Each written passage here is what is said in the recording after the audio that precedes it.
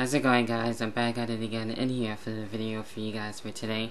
And in today's video, I am in here for my TNA 2012 Turning Point pay-per-view review. But I just want to let you guys know that has been brought to my attention, and that's right.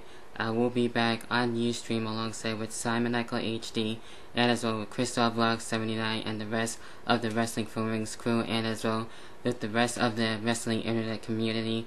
And that's why we will be back for the Survivor Series 2012 pay-per-view pre-show, so definitely do not miss out on that, and that's definitely going to be a very exciting show for next Sunday. But as for Sunday today, and for this week and for this Sunday, not too bad overall for TNA Turning Point. I thought it wasn't too bad of a pay-per-view, and it ended up being actually, you know what, pretty good overall. And we start things off with the television championship.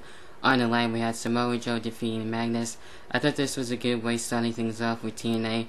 I thought we were going to have the matches that I didn't really care about too much to start things off, but this surprised me. And we ended up having Samoa Joe retaining the TNA Television Championship, and ended up having Magnus lose his match here. And this was a no disqualification match, so we didn't really see too much weapons here, and not much of any of the weapon use too much, but we did get to see the use of a steel chair, so that was about it during the match. So Samoa Joe ends up winning there. Then we get to the mixed tag team match. We got Eric Young and ODB facing off against Jesse and Tara. This one didn't really care about all that much. It was okay at best, but Eric Young and ODB ended up defeating Jesse and Tara. To me, I thought this would have been a whole lot better to have Tara face ODB for the Knockouts Championship, but we might get that at the next pay-per-view.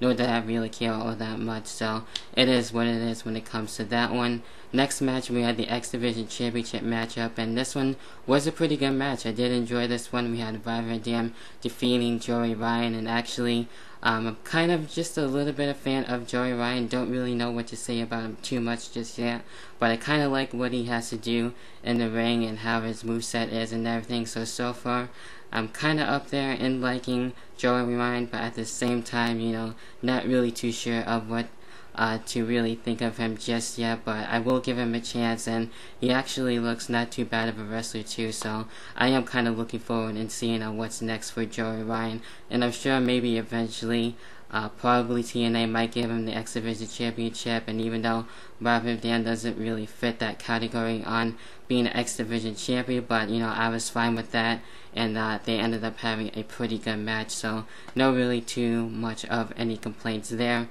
Then for the next match, we had the Doc, otherwise known as Luke Gallows to many of you guys, and this one, you know, this one kind of surprised me just a little bit. We had Joseph Park actually becoming abyss just a little bit after being busted wide open by the Doc there, and the Doc ended up defeating Joseph Park there. So to me, I thought it would have been fine if we had Abyss come back, and I don't really care that much for Joseph Park, but having that happen during the match was actually pretty exciting for me, and I did not expect that, so that was pretty damn cool. So, you know, with the match, it was okay. It wasn't too bad, so you know, it was okay to pretty good. I will give it that much with that credit there. So there you have it.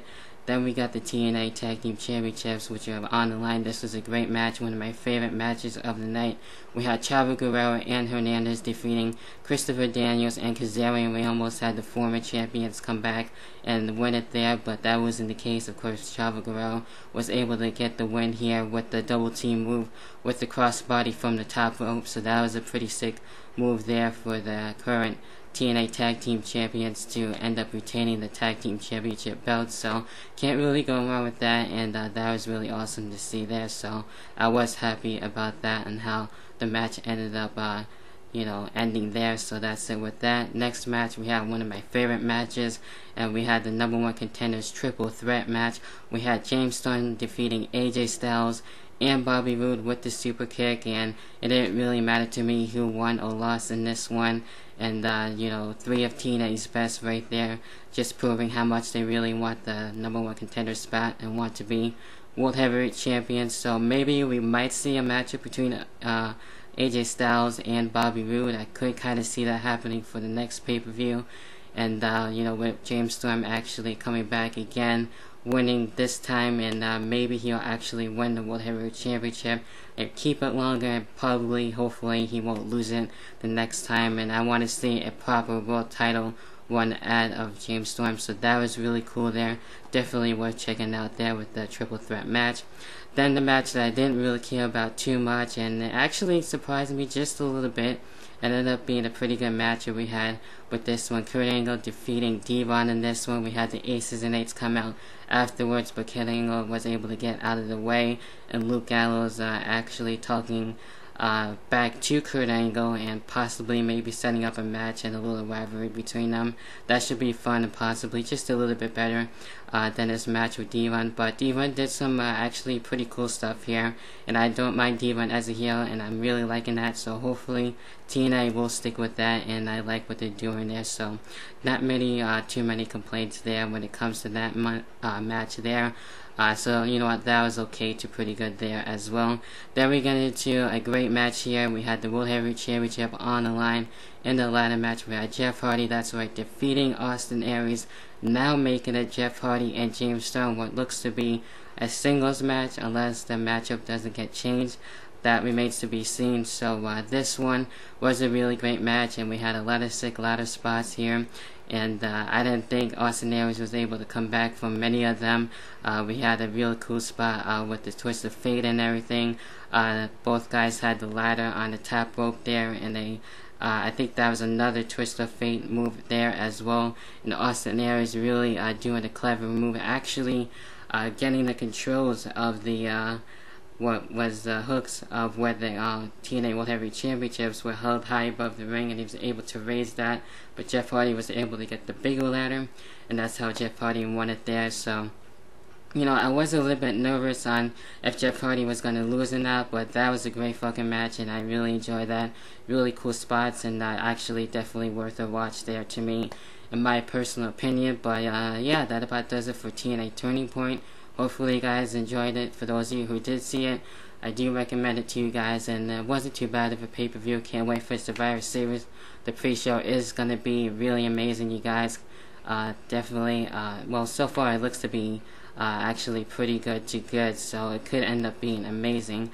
And you know, we'll have to wait and see, since Survivor Series is one of my favorite pay-per-views. But as far as the pre-show, and ignore the clock, I know it's really fucking loud, but it'll go off in a second. So with that being said, since the clocks are going off, go check out the pay-per-view pre-show. I'm going to check out the replay of The Walking Dead. Hopefully no one dies in that episode, since that show is really amazing, and definitely go check it out. If you guys have not checked it out already, I do highly suggest you guys do go out and check it out. But anyway, that about does it for me. Had a really great time on Twitter with you guys with my coverage, and until then, we got Raw tomorrow night, should be fun. And until then, I'll catch you guys on Twitter, and I will be back for my Survivor Series 2012 predictions. See you guys, have a great rest of the day. Peace.